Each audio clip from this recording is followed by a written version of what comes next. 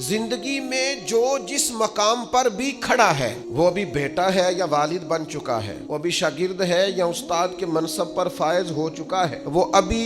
طالب علم ہے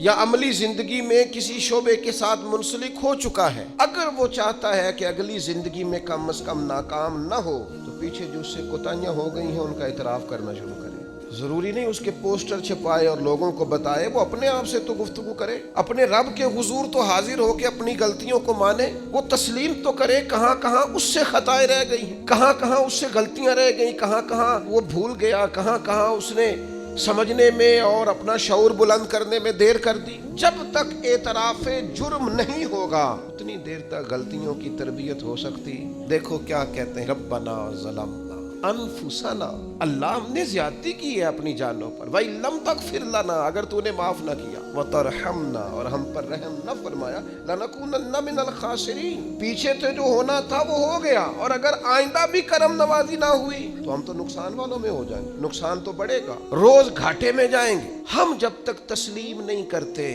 مان لو سیاستدانوں تم سے غلطیاں ہوئی ہیں، تمہیں موقع ملے تھے، تمہارے پاس وقت تھا، مانو کہ تم سے غلطیاں ہوئی ہیں۔ وہ جس کا بیٹا اس کے سامنے تلخ بولتا ہے اور پھر رات کو وہ بستر میں منہ دے کے روتا ہے، وہ کیوں نہیں مان لیتا کہ اسے غلطیاں ہوئی ہیں؟ وہ ایک دفعہ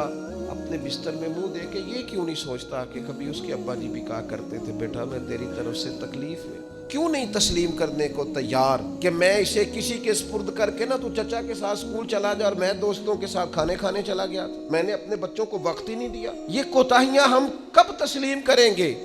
چھوٹا آدمی ہوں اور کمزور ہوں، کوئی ایسی بات نہیں کرنا چاہتا، لیکن میرا دل کرتا ہے ادب سے عرض کروں کہ دین کے دعوے کرنے والوں تم سے غلطیاں ہوئی ہیں، ممبر و محراب کے وارثوں تم سے کوتاہیاں ہوئی ہیں، مسند ارشاد پر بیٹھ کر پیری مریدی